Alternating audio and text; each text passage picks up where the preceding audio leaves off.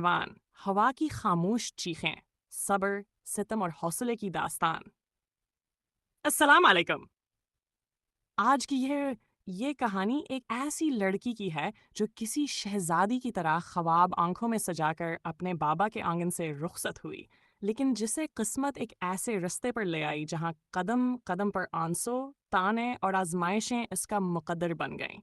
یہ کہانی ہے ہوا کی، ایک ایسی بیٹی، ایک ایسی بہو، ایک ایسی ماں جو ٹوٹتی رہی، بکھرتی رہی، مگر جھکی نہیں۔ یہ داستان ہے صبر، درد، قربانی اور حوصلے کی۔ بابا کی چہیتی ہوا اپنے ماں باپ کی لاڈلی بیٹی تھی۔ بچپن سے ہی وہ نرم دل، خاموش طبیعت اور ہنس مکھ مزاج کی مالک تھی۔ اس کی آنکھوں میں کئی خواب تھے، محبت کا، سچے ہمسفر کا، اپنے گھر کو جنت بنانے کا۔ 17 سال کی عمر میں جب اس کے والد نے اپنے پرانے دوست کے بیٹے الیاس سے اس کا رشتہ طے کیا تو سب نے سوچا کہ بچپن کی پہچان مضبوط رشتے میں بدل جائے گی۔ ہوا بھی خوش تھی۔ وہ سوچتی تھی، الیاس بچپن کا ساتھی ہے، وہ تو مجھے سمجھے گا، عزت دے گا۔ شادی کی پہلی صبح، لیکن شادی کے اگلے ہی دن سب کچھ بدل گیا۔ جب وہ دلہن کے لباس میں ہلکی مسکراہٹ کے ساتھ کمرے سے باہر نکلی تو تائی جان کی آواز کانوں میں پڑی، ہوا، اتنی بنسنور کہ کیوں نکلی ہو؟ کچن میں کام کرنے میں تکلیف ہوگی؟ جا کے ناشتہ بناؤ سب کے لیے۔ الیاس، جو موبائل میں مصروف تھا، نے ایک نظر بھی نہ ڈالی۔ ہوا نے دبی زبان سے کہا،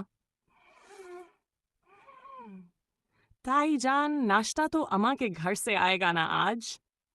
تو کیا تب تک سب بھوکے بیٹھے؟ یہ سن کر وہ سر جھکائے آنسو چھپاتے کچن میں چلی گئی۔ صبح کے فرنیچر اور کاروبار لے کر آتی ہیں، یہاں تو خالی ہاتھ آئے ہو۔ ہوا ہر تانا سہتی لیکن زبان نہیں کھولتی۔ وہ دل میں بس یہی دعا کرتی، یا اللہ، میرا گھر بس جائے، میری عزت سلامت رہے۔ الیاس کا بدلا ہوا روپ اب؟ الیاس کا رویہ بد سے بدتر ہوتا جا رہا تھا۔ وہ بات بات پر غصہ کرتا، آواز بلند کرتا اور ہر بات پر الزام دھرتا۔ محبت تو جیسے کہیں گم ہو چکی تھی۔ تمہیں تو مزے کرنے ہیں، ہر وقت اماں کے گھر کی بات کرتی ہو، یہاں کام کرنے آئی ہو یا ملکہ بننے؟ ہوا خاموش رہتی مگر دل اندر ہی اندر چرختا رہتا۔ پہلی امید، صبیح کی آمد۔ کچھ مہینوں بعد ہوا امید سے ہو گئی۔ دل میں ایک نئی امید جاگی، شاید بچہ آئے گا تو حالات بدلیں گے، شاید الیاس نرم ہو جائے۔ لیکن حالات بدلے نہیں، مزید بگڑ گئے۔ الیاس نے کہا، بچہ، تم نے میری اجازت کے بغیر کیسے سوچا؟ خرچے پورے نہیں ہوتے، تم مزید بوجھ ڈالنے آ گئی ہو۔ ساس کی بیماری اور خدمت۔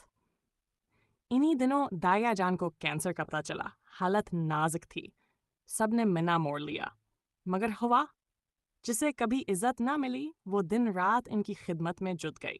داستان کے اس موڑ پر وہ سب کچھ سہا کر بھی محبت، وفاداری اور فرض کی مثال بنی رہی۔ دوسری اولاد اور انتہا کا ظلم۔ دایا جان کی وفات کے کچھ عرصے بعد ہوا کو دوسری مرتبہ امید ہو گئی۔